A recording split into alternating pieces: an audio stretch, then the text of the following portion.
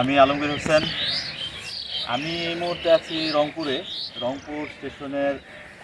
রংপুরের যে railway station শহরে, ওই রেলওয়ে স্টেশনে আছি। তো আমি আজকে এখন যাব হচ্ছে ট্রেন যোগে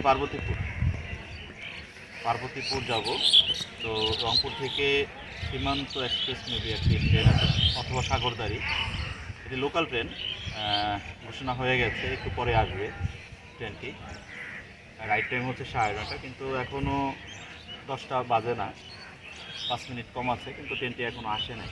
তো অলরেডি অ্যানাউন্স হয়ে গেছে যে ট্রেনটি আসবে, কিছুক্ষণের মধ্যে হয়তো আসবে। কিন্তু আপনাদের জন্য যেই কারণে আসা আর কি আপনাদের সামনে, সেটি হচ্ছে আজকের ঠান্ডা দেখানোর জন্য, যে এত ঠান্ডা আজকে রংপুরে। তো যারা আমাদের ঢাকা অঞ্চলে বা অন্যান্য এলাকায় আছেন, যে মনে করেন যে এবছর শীত পড়েছে কিনা, তাদের একটু রংপুর আসা উচিত। হ্যাঁ, রংপুর যে বাংলাদেশের নর্থ যেই বিভাগ বা ডিস্ট্রিক্ট, রংপুরে আসলে আপনারা ঠান্ডাটা বুঝতে পারবেন যে আজকে কেমন ঠান্ডা। তো আমি বলবো যে ভয়াবহ ঠান্ডা। এই মুহূর্তে আমি একটু আগে ওয়েদার টেম্পারেচার দেখলাম যে কত, তো দেখলাম যে 10-11 এরকম আসতেছে আর কি। কিন্তু ফিলটা হচ্ছে মনে হবে যে 5, 4, 6, 7 এরকম। কিন্তু সাথে এত কুয়াশা, মানে ভয়াবহ কুয়াশা, আপনার 20-30 হাত সামনেও তেমন কিছু দেখা যায় না। হ্যাঁ, মানে কুয়াশা, এত পরিমাণ কুয়াশা।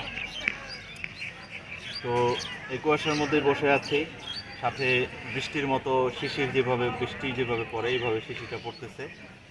হ্যাঁ, আমার জ্যাকেটটা অলরেডি ভিজে গেছে, মানে ঠান্ডায় আর কি, এত ঠান্ডা এবং এই কুয়াশার যে ইয়াটা। তো এই হচ্ছে অবস্থা। মানে যারা ইউরোপে আছে, তো তাদের কি অবস্থা একবার চিন্তা করে দেখেন, যে তারা কি অবস্থায় আছে। আমাদের নর্থ ডিস্ট্রিক্টগুলোর অবস্থা এতটা ভয়াবহ।